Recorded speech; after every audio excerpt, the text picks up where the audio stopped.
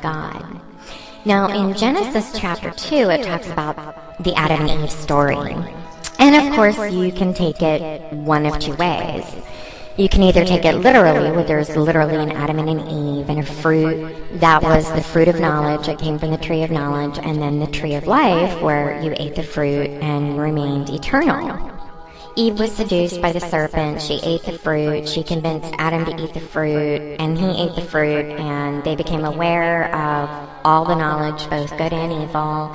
They became aware that they were naked, and they became ashamed. God came down to, Eden to talk to them, converse with them, and realized that they had covered themselves up, and he asked Adam, why were you hiding? Why are you ashamed of yourself? Who told you were naked? And then, oh, you ate the fruit of knowledge, so you disobeyed me. And then that was it. And ping, ping, both of them were out. And then the story also talks about the tree of life and how God sent angels to guard the tree of life, because had mankind eaten from it, they would remain alive forever in this fallen body. That also can be taken metaphorically, meaning that mankind made the choice to obey Lucifer. God took the immortality away from man. So regardless of whether you take it literally or metaphorically, the bottom line is man obeyed Lucifer, and he fell and basically turned his back on God, thereby handing the earth over to Lucifer and the shadows. Imagine you've built this home by yourself from the foundation up. You nailed in every nail, you put in all the plaster, all the furniture, all the landscaping, all the beautiful plants, everything, and this home is just perfect. And you play a poker game, but you're not the player. Your small children are playing the game, and your house is at stake, and they're happen to be playing against someone who's a thief and a liar and will do whatever he can to win the game. And your children lose the house. Well, you're going to be devastated. You spent all this time building this house and having everything that you want in it, and basically you have to hand over the deed to the winner and your keys. And you basically just want to take your children and just tan their hides for this.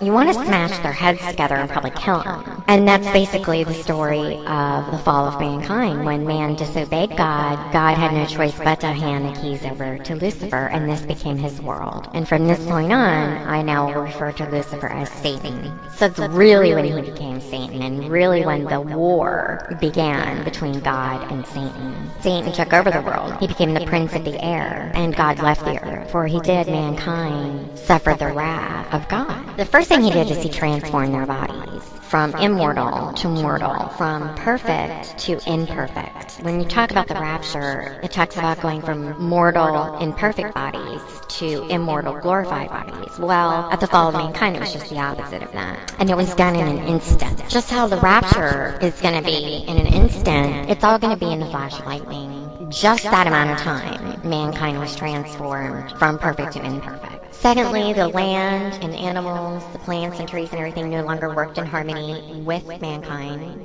Mankind would now have to work the soil to grow food and live off the land, and would have to toil. He took the communication of animals away from mankind. Animals became wild. As a result, they began to hunt each other and eat each other's flesh, and then mankind began to eat flesh as well. But it didn't stop there. God then lifted a veil between the spiritual world and the physical world, thereby making the spiritual world invisible. So no longer could you see angels or shadows or anything coming. Because woman was the one that seduced man into sinning, she was punished, and that is why we as females have extremely painful childbirth. And we know there was births before the fall, because why would God make childbirth painful if there was no such thing as childbirth? We all know there's countless numbers of women that have died in childbirth and that have had excruciating amounts of pain, and some people have even been, their bodies have been altered permanently because of all of the destruction of what their bodies went through during their pregnancy. So it went from being perfect to imperfect. I just kind of have to control my anger, but I do want to slap her across the face and kick Adam in the balls. It is what it is. It's what happened. Now, just like God had organization and had ranked his angels, Satan did the same thing and began to assign the fallen angels various duties and tasks. Now, it's not as organized because, as you can imagine, in a gang, They all have a common goal, but there's a lot of fighting within the gang members and a lot of drama and issues. But all in all, they get the work done.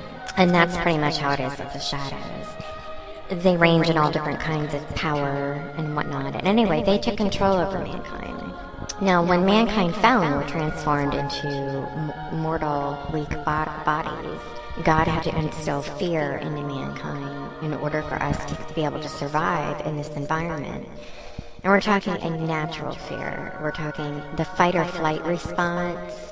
If we didn't have that kind of fear, which is natural, we wouldn't be able to survive. I mean, you would stand there and try to shake the hand of this grizzly bear that was going to claw your face off, not be afraid of fire.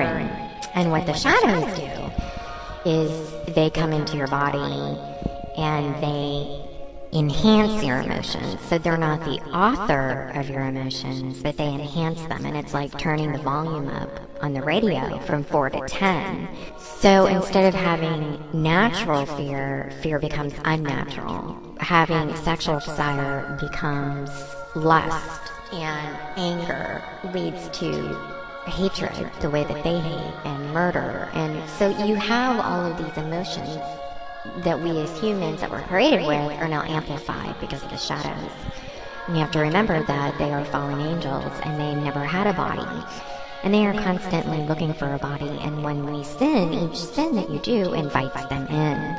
So you either invite them in knowingly or unknowingly. The tool that they use and prefer is sex, because sex is how mankind fell to begin with. And so they took control of that, and believe me, they have perverted it and twisted it into such unbelievable immorality. The sexual immorality that's going on is just unreal. Unreal. It's on TV, it's in media, everyone's doing it, everyone's doing it in high school, and this is very, very dangerous. The shadows jump from person to person through fornication, which is sex outside of marriage. It is a very serious thing, and I will be talking about it throughout this ministry because it is so important that you keep yourself pure.